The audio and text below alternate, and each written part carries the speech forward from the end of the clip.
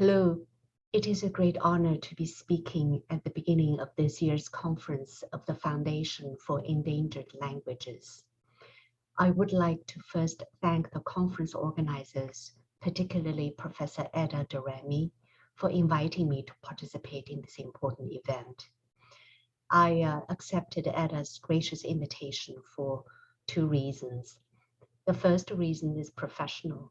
I would very much like to learn from colleagues from around the world about the state and the study of arborish. And the second reason is rather personal. Albania, and particularly Tirana, holds a very special place in my childhood memory. You see, I was born and grew up in China in the 1960s. Well, now you can figure out how old I am. When Albania was one of China's very few Western allies. So in my case, I had heard of the city of Tirana when I was a child, long before I heard of places such as New York and Paris and London. Well, thanks to digital technology, today, at least I get to be in Tirana virtually. So once again, I'm very grateful for this opportunity. The title of my talk today is Living and Languaging Across Territory and Time Toward a Dynamic View of Linguistic Diaspora. So we will begin by considering how the concept of diaspora has evolved over time. And then we will be looking at the various dimensions and the context of diaspora languages, particularly with reference to the sociocultural identities of the speakers of these languages. And then we will move on to consider how languaging, and the diaspora experiences are mutually constitutive. And I'll be using Chinese in the US as an illustrative example.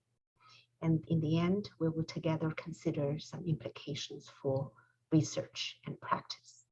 So this is the outline. Let us begin. So what is diaspora?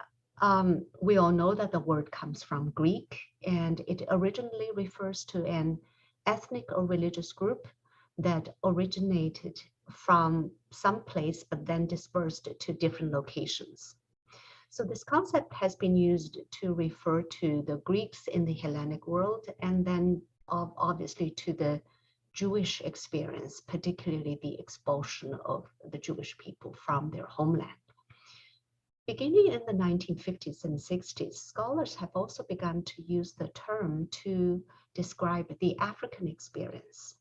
And the use of the term has been extended further since then to apply to many other groups as well, such as Armenians and Kurds and Tamils and so forth.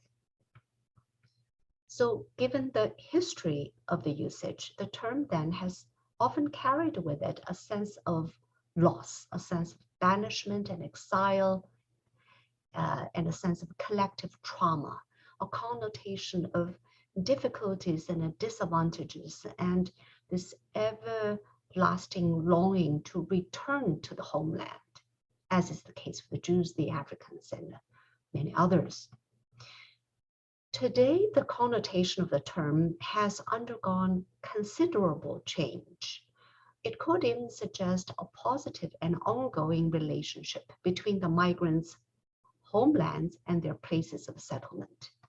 So when we talk about diaspora today, we still think of the dispersal from the original homeland. We still think of the collective memory and perhaps even the myth about the homeland. We still think about borders and boundaries, but the term has now been associated with the notion of mobility, migration, and transnationalism in the context of geographic movement. And I think the word that is used very commonly these days is the word flow, in the context of the flow of many resources, both human and non-human, both physical and figurative. And today, we know that not all diasporas result from expulsion, expansion, commerce, that is associated with colonization, war, trade, right? Obviously, there's a clear distinction between those who have the economic and cultural, including linguistic resources to travel across borders as they please, and who are welcomed and respected wherever they go, and those who are less privileged and who must struggle to be accepted, and whose geographic mobility does not necessarily lead to upward social mobility. So this distinction is going to have very important implications for research on diaspora languages, which we will consider next. So diaspora languages are languages spoken by diaspora speakers who have dispersed for various reasons from their places of cultural origin. So when the term diaspora language was first coined in 1980s, there was an element of ambiguity, at least at the surface level of its meaning. It could refer to the languages that the diasporas take with them from their places of origin as they move elsewhere. It could also refer to languages that diasporas use, including both the languages they take from their places of origin, as well as new languages that they have acquired in the context of history of diaspora. In other words, it could refer to the entire linguistic repertoire of diasporas. So whichever the case, the emergence and the maintenance, in some cases, it is attrition, the loss, and or the shift of diaspora languages is inevitably and critically interwoven with the retention, sometimes it's the rejection, and or transformation of the cultural identities of the diasporas. So, today we have great ease of transportation and communication, right? And with that, many diasporas maintain very close ties with their places of origin. Financial ties, familial ties, cultural ties, and yes, indeed, linguistic ties, right? These ties also exist between the very scattered groups among themselves in diaspora. So nowadays, information is constantly and instantaneously transmitted and circulated across various spaces and different time zones in languages and dialects in the linguistic repertoire that is shared by those who have moved elsewhere, the diaspora, and those who have stayed behind, the domestic. So diaspora languages then include features both from the languages that the diasporas carry with them from their places of origin and from the languages of their places of settlement. So when today's diasporas articulate their cultural identities and affinities, they're not merely talking about some shared geographical places of origin. They're also talking about some measure of shared sociocultural and linguistic experience as well. So in the words of David Gramlin, an applied linguist, history and home reside in the languages, which he calls lingua scene, rather than in a physical location, and the languages must be recreated to express and explore their particular cultural experiences. So for example, immigrants to the United States try to mold both their immigrant languages and English into languages which can become home in diaspora, and to discursively construct a hyphenated American identity, something like African American or Chinese American, to bring continuity and coherence to their cultural and linguistic selves and communities.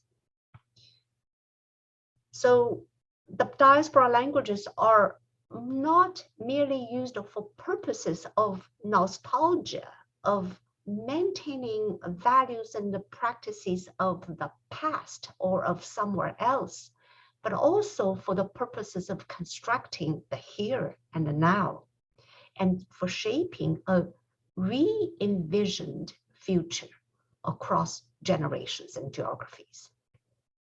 So then our question is this, what is happening in research to address the role that language plays in constructing and negotiating diaspora identities and relations?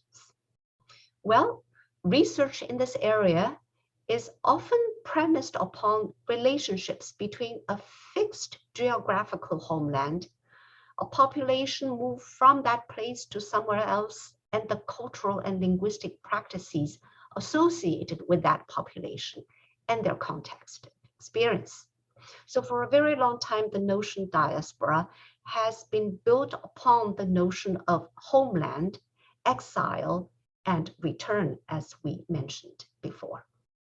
So the diasporic phenomena have been conceptualized by and large as something that is static and territorialized. More recently, researchers have approached language and the diasporic process by focusing on migrant populations from a given origin who bring about cultural and linguistic transformation to their new place of settlement.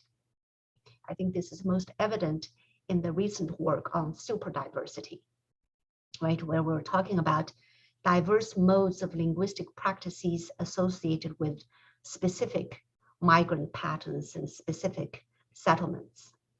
So current research highlights the dynamic and ideological nature of diasporic phenomena. So for example, what is a diaspora language? What is a domestic language? What is a foreign language? I mean, these questions have everything to do with racial linguistic ideologies, as have been pointed out by Flores and Rosa. So to illustrate this point, let me use the ethnic Chinese in the US as an example. Ethnic Chinese came to the United States in three big waves. The first wave took place in the 19th century when Chinese immigrants worked as laborers, particularly on the American transcontinental railroads. They were used as cheap labor, which caused many white people losing their jobs and becoming angered by the yellow peril in the land that is considered for whites only. As a result, in 1882, the United States Congress passed the Chinese Exclusion Act, prohibiting immigration from China. The second wave took place during the period between 1945 and 1980. This is when the US and China became allies during World War II, and the situation for Chinese Americans began to improve. In 1943, the Chinese immigration to the United States was once again permitted, and large scale of Chinese immigration started in 1965 when the US Immigration and Nationality Act of 1965 lifted national origin quotas. So during the late 1960s and early and mid 1970s, ethnic Chinese immigration into the United States came almost exclusively from Hong Kong and Taiwan. The third wave started in the 1980s and continuing into the present. Excuse me. When the People's Republic of China removed the restrictions on immigration, and that led to immigration of college students and professionals who have come to the US with educational privilege and some with financial resources as well.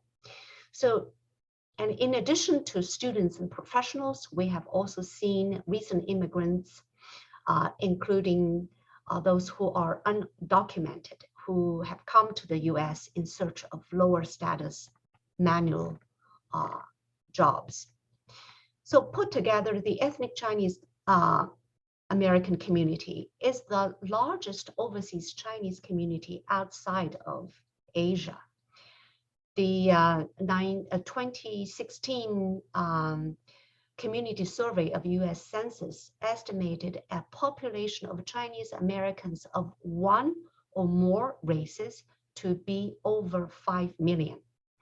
So the members of the Chinese American community may have very different socio-cultural experiences depending on which wave they or their parents and grandparents came to the US, whether their places of origin are located within mainland China, or is it from Hong Kong, Taiwan, Singapore, etc., whether or not they have come with privilege and resource, and whether or not they have good command of English, and what specific dialects of Chinese they bring with them, and whether or not they are of mixed race, and how much they know or even care about traditional Chinese culture, right? So there's a great diversity there.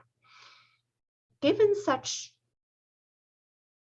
big diachronic and synchronic diversity and complexity, this construction, this discursive construction of people and places and language and life naturally also varies greatly.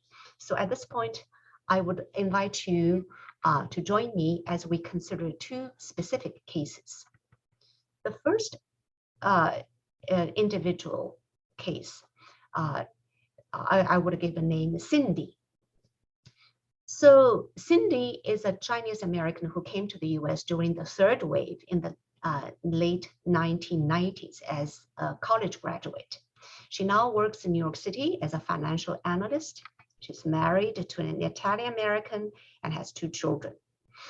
This is how she refers to people in her life when she talks about them in the third person, right? She would refer to her children as they Americans. She would say, well, you know, these kids are hopeless.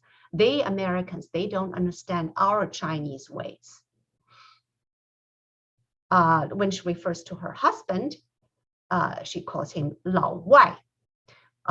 Literal translation into English is that old foreigner. That is a term that is used by Chinese to refer to non-Chinese persons.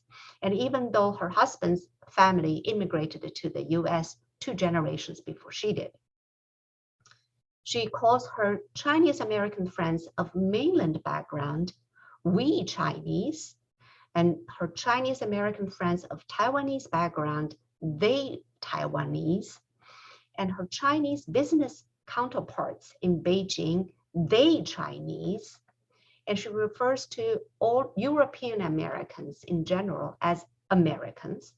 African Americans, she calls them blacks, and Latinx Americans, she calls them the Spanish-speaking people.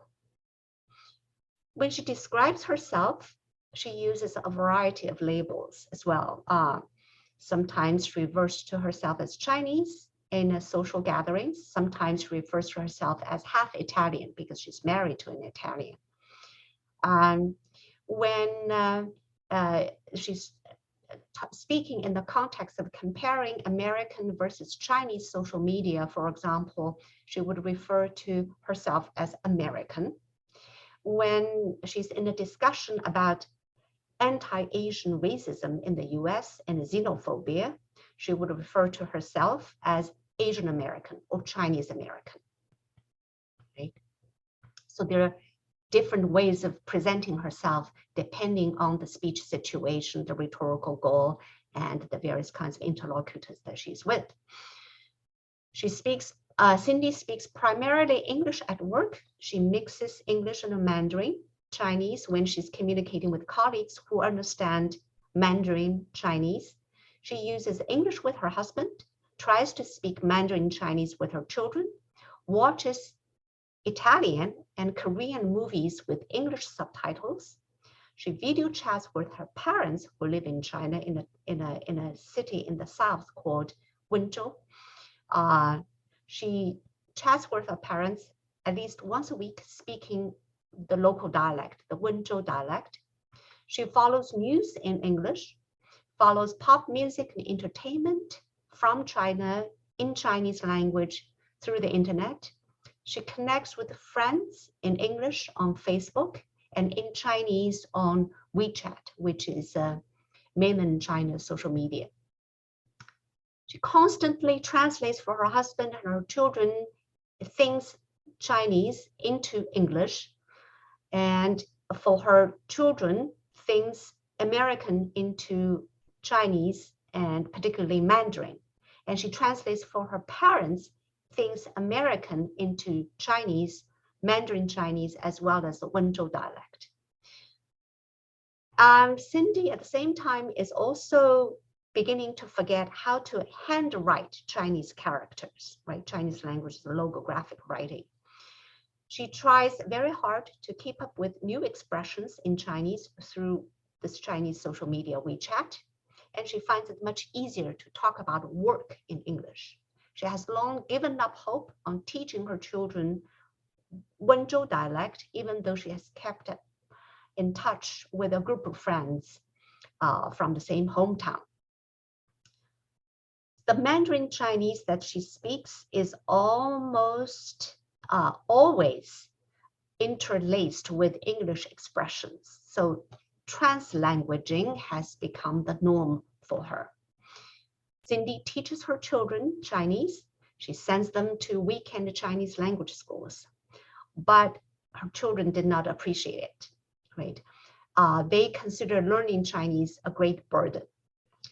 The Chinese language school is community-based, largely run by local parent volunteers. There's no public funding for schools like this, and there's no articulation between the curriculum of the language school with the regular school system, which we call K through 12, kindergarten through 12th grade. So Cindy, on one hand, tries to speak as much Chinese as possible to her children at home, but at the same time, in public spaces, she wants her children to speak English only. She's acutely aware that no matter how accomplished or how educated she is, ethnic Chinese are vulnerable to verbal assaults or even physical attacks during crisis. For example, during the peak of the COVID-19 pandemic. Even though she herself said that she has never felt being discriminated against personally. She is proud of the Chinese cultural heritage, and she wants her children to be proud of that heritage as well. But at the same time, she prefers that her children hide their Chinese background in public space for safety reasons, right? So she has recently started to learn about Chinese American history, the history of racism in the US. And she admits that until recently, she has been very ignorant about that part of American history. She said that she would one day want to write down her experiences so that her children will not be seen as ignorant as she is about Chinese and Chinese American histories.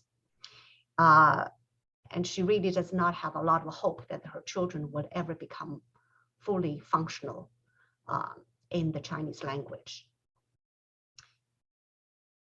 Even though Cindy has no plan at all to return to China,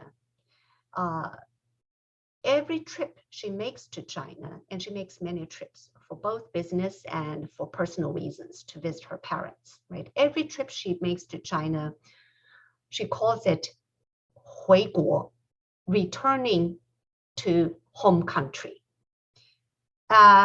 At the end of the trip, when she's about to return to the US, she would say 回美国, returning to America. So for her, return goes both directions. Whichever direction she goes, she travels. It is for her a return. When she refers to things Chinese, she uses 那, there, or 国内, domestic. When she refers to things American, in the US, she says 这, here, or 在美国, in America. Visiting parents in the hometown, she says this is 回家看父母, returning home to visit parents. Returning to New York City is 回家, returning home.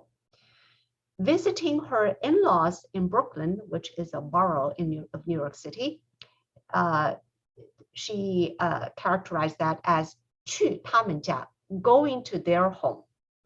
So one day I asked her, where is home? Where is your home? And she says, my family is in New York City. My parents live in China. And I see my parents every weekend on WeChat. So home is where family is, and it could be in multiple geographical locations, and it could also exist virtually online.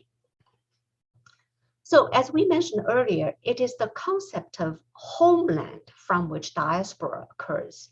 However, in the case of Cindy, returning to her place of origin is clearly not her goal and not even her desire or imagination. To people like Cindy, diaspora no longer has a static or stable identity tied to the homeland or to the past. Cindy stays current with people and events in the homeland. She can both claim and codify her present experiences without nostalgia for the homeland or much sense of victimhood in the communities in which she and her family live, work, and study. So through Cindy, we get a glimpse of the multilingual repertoire of contemporary Chinese diasporic persons. Their patterns of translation both language and culture, their ways of constructing both personal and collective identities in various kinds of speech communities to which they have simultaneous access. And we can also see the efforts to learn Chinese American history through visuals and text and the desire to construct memory and write history for future generations. So we often say that language ideology refers to our mental models that connect specific types of linguistic choices and forms with specific groups of people who stereotypically use them, right? So we're used to focusing on the symbiotic existence and production of linguistic and social categories, as in the case of one language, one people, one place, that kinds of assumption. But when take a look at people like Cindy, we would have to do some rethinkings about whether such one-on-one mapping is appropriate and adequate. Now let's take a look at our second case, which I would call Christine. Christine is a young college graduate trying to make a living in New York City. She's a third-generation Chinese American from the San Francisco area. Her extended family includes persons of many races, Asian, Caucasian, Black, and Hispanic. Her grandparents came to the US from Shanghai via Hong Kong in the 1940s, soon after World War II. So her grandparents immigrated to the US during the second wave. When at the time, Hong Kong was a British colony. Hong Kong was only returned to China in 1997. So Christine grew up listening to her grandparents and parents speak Cantonese, not Mandarin. Cantonese, a major dialect of Chinese. And she has some receptive knowledge of Cantonese, but she can barely speak it herself. Her Chinese literacy is almost non-existent. She keeps her Chinese name, which she uses as her middle name, and her literacy is nothing much beyond the capacity to write the characters for her Chinese name. She has traveled with her family to both Shanghai and Hong Kong, and she has found that the many Chinese traditions that her grandparents have been keeping are not practiced or are no longer practiced in mainland China. And not to mention the fact that it is Mandarin and not Cantonese that is used as the standard dialect in most part of China. And even Hong Kong these days is very different from her grandparents' memory and their description, right? In terms of the demographics and the varieties of Chinese dialects that are being used there today. Another thing is that her grandparents have always taken great pride in traditional Chinese values, such as politeness, modesty, industriousness, deference, and dignity. And the grandparents have always thought that these are Chinese values. These Chinese values are morally superior to American values. Even though America enjoys material superiority, it is the traditional Chinese culture that has this moral superiorities. But Christine, however, finds that these kinds of superiorities are not easy to identify in the places that she visited and the people that she met. So when in China, Christine is considered as an outsider. She's considered a banana, that is someone with yellow skin, but is white inside.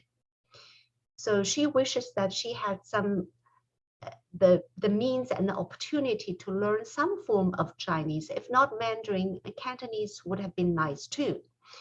On the other hand, even though that American English is the only language Christine is fully competent in, and San Francisco is the only place she considers home, she often receives compliments such as, "Wow, your English is so good," or, "Wow, you sound like a native speaker."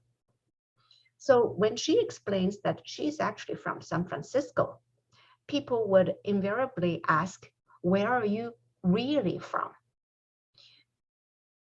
During COVID-19, she was verbally assaulted by a stranger while taking the subway and was told to get out and go home.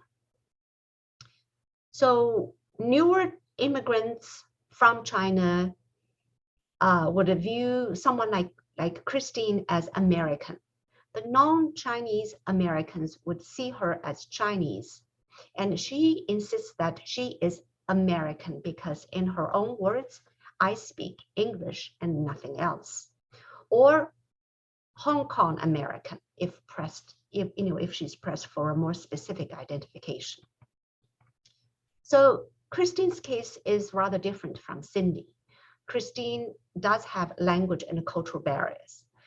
She does not and is not able to move easily between the place of her family's settlement and the place of their origin, neither physically or figuratively, right?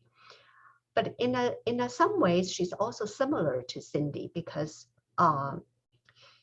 Christine and her family, and including her grandparents, also have no desire or plan to return to the place of their family's origin, in spite of racism and xenophobia in the United States.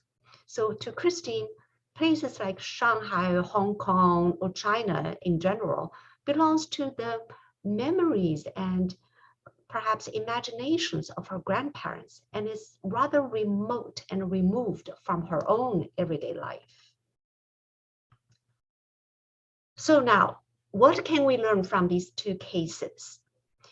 The literature on diaspora tends to assume the existence of the origin of state, the homeland, in a singular form, right?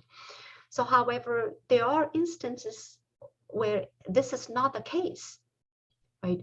Where the assumed cultural homeland could disintegrate into two or more parts, linguistically, politically, and historically, right? As in the case of mainland China and Hong Kong.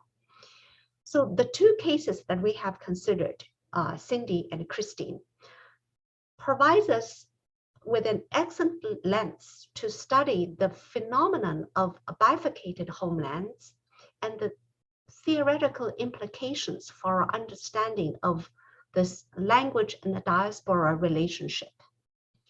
While language is often viewed as a proxy for cultural and identity formation and transformation, there are many other factors that come into play when it comes to diaspora identities. These factors could include geographical, sociological, technological, political, ecological systems, right? So whether we experience social and linguistic injustice, whether we experience discrimination, whether our speech is racialized, and whether the diaspora speech communities are minoritized, etc. And equally importantly, diaspora is a social and a linguistic construction. So Christine, for reasons of race and less privileged socioeconomic status, is domestic but perpetually cast as a displaced and a diasporic person.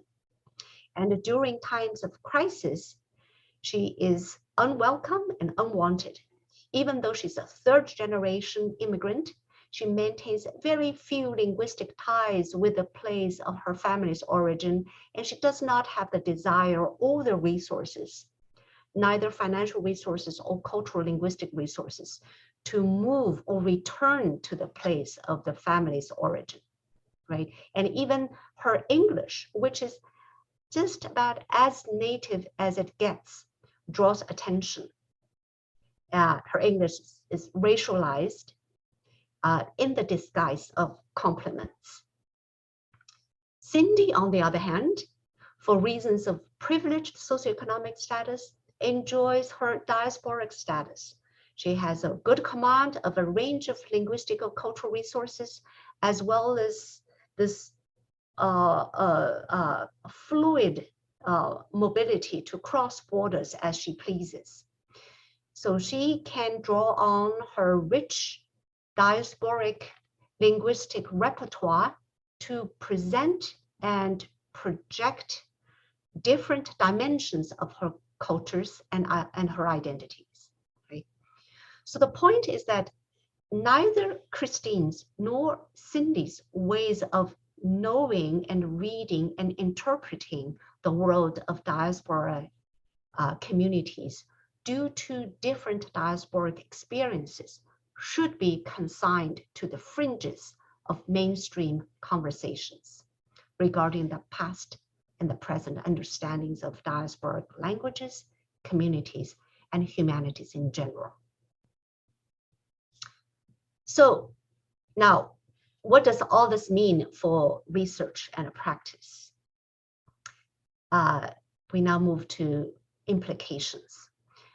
As mentioned previously, the use and the significance of diaspora languages need to be examined in the context of their rich diaspora space. So in my view, diaspora languages must be positioned and contextualized within the entire linguistic repertoire of their speakers. So rather than focusing exclusively on discrete languages, we should be looking at the entire linguistic repertoires.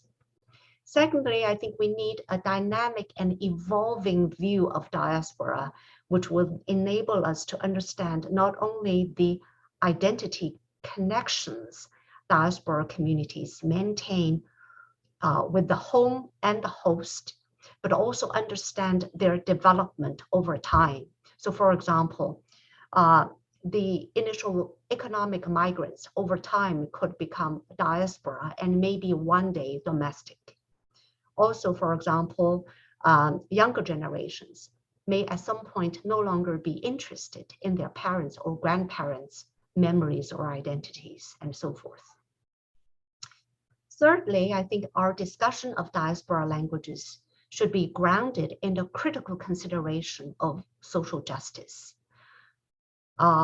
Critical engagement, for example, community service learning, would play a crucial role in developing diaspora language learners' identities and connections to the diaspora language community, language attitudes, and the sociocultural and sociolinguistic awareness. And finally, as societies become increasingly multicultural and linguistically diverse, we need to consider some very important questions. For example, what steps do we need to take to enhance all speakers' multilingualism, not just within the diasporic communities, but also the domestic as well, right? How can a multilingual approach to communication and education improve everybody's language awareness, language skills, and intercultural communicative competence, right? And how can multilingualism empower diaspora language speakers' identities and increase their confidence and motivation to learn and maintain diaspora languages? So to, I guess, wrap things up, I have presented a largely constructivist perspective. And within this perspective, linguistic diaspora is viewed as multilingual and intercultural communicative practices across generations and geographies. And in this view, diasporas are dynamic and evolving rather than static or stable. And also within this perspective, diaspora and domesticity form not a dichotomy, but a continuum. So I have focused not so much on the displacement or disadvantage as a given deterritorialized extension of an ethnic or linguistic group, but rather I have focused on those kinds of congruences and sometimes conflicts that are open to continuous reinterpretation, reconstruction, and transformation through the productive and creative use of the speaker's entire linguistic repertoire.